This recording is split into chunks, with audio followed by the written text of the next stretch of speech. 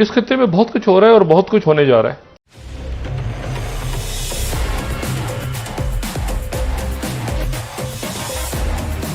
बांग्लादेश ने शायद कभी सोचा नहीं था कि भारत को धमकी देने का इतना बड़ा और इतना ठोस जवाब मिलेगा।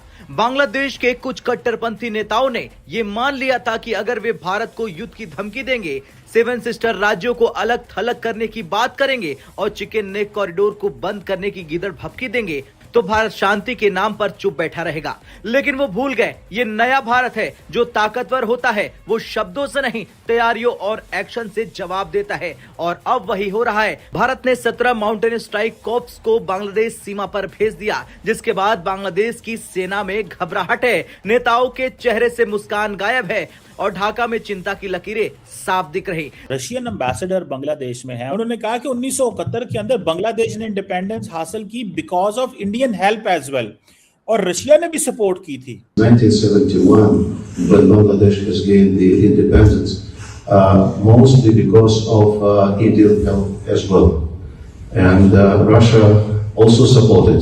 सर वो जो 93,000 ने जो हथियार डाले थे वो क्या था?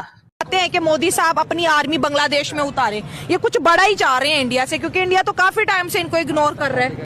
देखिए, आप इंडिया कुछ नहीं कह रहा, अमेरिका कह रहा है यूनेस्को, रशिया के एम्बेसडर कह रहे हैं यूनेस्को। हादी एक कंट्रोवर्शियल कैरेक्टर था, इसने ये लीडर कहा जाता है, ये लीडर था इन दहशतगर्दों का जो बांग्लादेश की सड़कों पे घूम रहे हैं, और पिछले 1 साल से हादी लश्कर लेके जाता था। ये बांग्लादेश को इस तरह नहीं करना चाहिए। अगर मोहम्मद यूनिस की बात करें, यूनाइटेड नेशन में जब शहबाज शरीफ गए, मोदी साहब गए मोहम्मद यूनिस के, तो मोहम्मद यूनिस चाहते थे मेरी मोदी साहब से मुलाकात हो, लेकिन मोदी साहब इनसे इतना नाराज हो गया कि वो नहीं मिले। तो उनको हरे भरे भाग दिखाए गए कि तुम हमें बस इसको शेख हसीना को बाहर निकालो, उसके बाद हम देखो बांग्लादेश का सुपर पावर बना देंगे।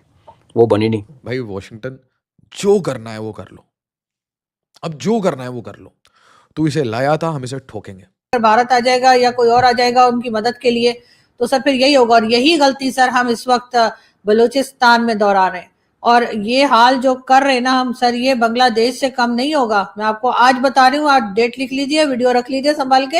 हाय नमस्कार दोस्तों, मैं हूं लल्लन और आप देख रहे हैं मेरा यूट्यूब चैनल इंडो पाक इनसाइड। दोस्तों, जो हमारे यहाँ जो रूस के राजदूत हैं, उन्होंने सख्त बयान दिया है बांग्लादेश को और यूनिस सरकार को। बोला है कि इंडिया की आर्मी 1971 के युद्ध की तरह सीधा ढाका पहुंचने वाली है।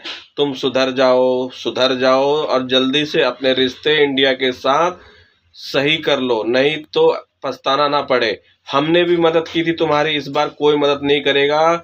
मोदी जी चुप बैठे हैं तो उसका मतलब ये नहीं है वो कुछ कर नहीं रहे। मैं बार बार आप लोगों को बता रहा हूँ, इस तरह की ऐसा सख्त बयान दिया है उन्होंने। और इस पे जो पाक की जो मीडिया है वो ऐसे उतावली हो गई जैसे उसके सांप सूंघ गए हों। दोस्तों, सूंघेंगे सिंदूर चला था ना, इस बार इस बांग्लादेश के 4 टुकड़े करेंगे। और जो चिकन नेक बात कर रहे थे ना ये लोग, इनका भी हाल पूरा चौड़ा कर लेंगे। ठीक है दोस्तों, यदि आपको मेरी वीडियो अच्छी लगी हो तो प्लीज मेरे चैनल को लाइक एंड सब्सक्राइब करना बिल्कुल मत भूलिएगा। मिलता हूं नेक्स्ट वीडियो में, जब तक अपना ख्याल रखिए। जय भारत। रशियन एम्बेसडर बांग्लादेश में है, उन्होंने कहा कि 1971 के अंदर बांग्लादेश ने इंडिपेंडेंस हासिल की because of Indian help as well, और रशिया ने भी सपोर्ट की थी। सर ये ब्रेकिंग न्यूज लग रही है आपको? आप लोगों को अभी इतने 50 साल से ऊपर हो गए बांग्लादेश बने हुए, आप लोगों को अभी तक यही नहीं पता लगा? आज उनके मुंह से दोबारा निकला है ना सर। मुंह से क्या दोबारा निकला है सर? वो जो 93,000 ने जो हथियार डाले थे वो क्या था? वो जाहिर है कि जब भारत साथ दे रहा था बांग्लादेश बनने में। और ये और बात है कि बहुत से हमारे जो सीनियर्स हैं, हसन निसार साहब और कई दूसरे लोग, वो ये कहते हैं कि गलती हमारी थी, हम ही जो है वो बांग्लादेश के लोगों के साथ ठीक नहीं रह रहे थे, हमने ही उनका मैंडेट चोरी किया था शेख मुजीब को उस जमाने में, और सब कुछ हम ही गलत कर रहे थे। लेकिन ये क्या, ठीक है, फिर बीच में भारत भी आ गया था जब उनके मदद करने के लिए, तो बस फिर तो बिल्कुल ही आपको पता है कि एकदम ही काया पलट हो गई थी, फिर तो कहानी कहीं की कहीं चली गई। और अब अगर इतने अरसे के बाद अगर रशियन एम्बेसडर अगर ये बात कर रहे हैं, तो ये बात तो पाकिस्तान में बच्चे को पता है कि जी 71 में क्या हुआ था और कैसे बांग्लादेश बना, ये भी पता, बांग्लादेश बनने से पहले का भी अक्सर लोगों को पता है। अब तो वो जो हमीदुर रहमान कमीशन रिपोर्ट, जो मैं समझती हूँ कि हर स्कूल कॉलेज में पढ़ानी चाहिए, अब तो लोगों को वो मिल गई है, इंटरनेट पे पढ़ी जा सकती है, बहुत आसानी से समझा जा सकता है, जबकि पहले तो छुपा दी थी इन्होंने। तो इन्हें पता है कि क्या हुआ था उस जमाने में, और बिल्कुल भारत ने तो खुल्लम खुल्ला कहा है कि उन्होंने मदद की, वो तो अभी तक क्रेडिट लेते हैं। हालांकि सर हरकतें तो हमारी खराब थी बांग्लादेश के लोगों के साथ, होना तो यही था, लेकिन वो अब जाहिर है क्योंकि वो देश बन गया तो उन्होंने क्रेडिट ले लिया, और जब तक नहीं बना था तब तक वो लोग कुछ नहीं कह रहे थे। तो सर ये तो कोई नई बात नहीं कही है। देखिए मैडम, हमने हमारे मुल्क में क्या हो रहा है हमें पता है, हमें उसको कैसे ठीक करना है ये हमें पता है। ये तो नहीं हो सकता दूसरा मुल्क न्यूट्रल होकर बात करे। अल्लाह को जान देनी है आपने भी और मैंने भी। उससे पहले जो कुछ यहाँ हो रहा था, जो हसन निसार साहब ने अपने वीडियो लॉग में, और वो वीडियो जो बनाते हैं वो अपनी जो यूट्यूब चैनल के लिए भी और टीवी चैनल पे भी, उन्होंने कई बार कहा है कि यहाँ पे जो बांग्लादेश के लोग थे पहले, तो उनके साथ हम किस तरीके से बिहेव करते थे, और उनको अपने साथ बिठा के खाना नहीं खिलाना, उनकी इंसल्ट करना, वो वॉशरूम बनाने का अगर कहे तो उस पर उनका मजाक उड़ाना, तो ये सब कुछ पाकिस्तान के लोग करते रहे ना। उस जगह पर ले गए जहां पर जाकर वो उन्होंने सोचा कि पाकिस्तान के साथ नहीं रहा जा सकता, वरना ये वही लोग थे ना सर जिन्होंने 1947 में साथ दिया था पाकिस्तान बनते के, जब बन रहा था या पाकिस्तान क्रिएट किया जा रहा था भारत से अलग करके, उस वक्त यही बांग्लादेश के लोग थे। अगर ये ना होते तो आज पाकिस्तान ना बन पाता। लेकिन जिसने भी साथ दिया, चाहे वो बांग्लादेश के लोग हों, चाहे वो अहमदियाज हों, चाहे वो मुहाजिर हो जो के भारत छोड़कर पाकिस्तान आए, उन तमामी लोगों के साथ सर क्या सलूक किया गया, यहाँ पे सब लोगों के साथ किस तरीके से बिहेव किया गया कि चले बांग्लादेश की तो जान बची, वो निकल गए बेचारे यहाँ से, अच्छा हुआ उनके साथ, वरना हमने तो उनका जीना आराम कर रखा था। अगर मैं अपने सीनियर्स की बात को सुनूं और समझूं, जिसमें कई लोग हैं, जिसमें सलमान रशीद साहब भी हैं लाहौर से, हसन निसार साहब भी हैं, परवेज उद भाई भी हैं और कई दूसरे।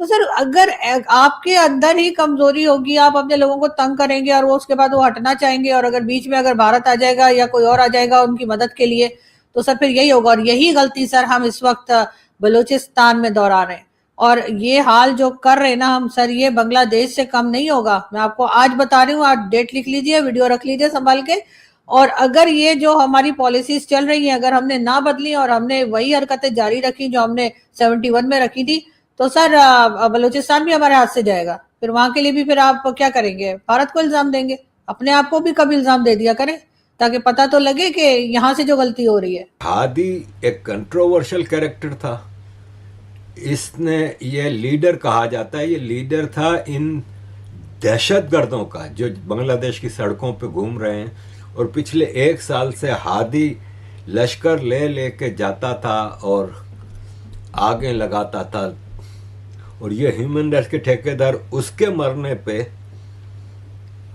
शोक मना रहे हैं। झंडा जर्मनी ने अपना हाफ पास पे कर दिया। एक लिमिट होती है, चलें ये भी आपका एक पॉलिटिकल वो है, लेकिन ये जो दीपू मरा है उसको भी तो कंडेम करें ना। ये तो प्योर एक्स्ट्रा जुडिशियल मर्डर था, मर्डर से भी ज्यादा बेहुर्मत थी इंसानियत की। इस पे इन लोगों ने एक बयान नहीं दिया, सिवाय एमनेस्टी इंटरनेशनल के। अभी तक मुझे इंटरनेशनल अथॉरिटी की तरफ से कोई बयान नजर नहीं आया। अजीज दोस्तों, और इससे ज्यादा क्या इन लोगों का चेहरा नंगा होगा कि आपके सामने है हर चीज। इसमें कोशिश ये हो रही है कि आप इस पूरे सिनेरियो में देखें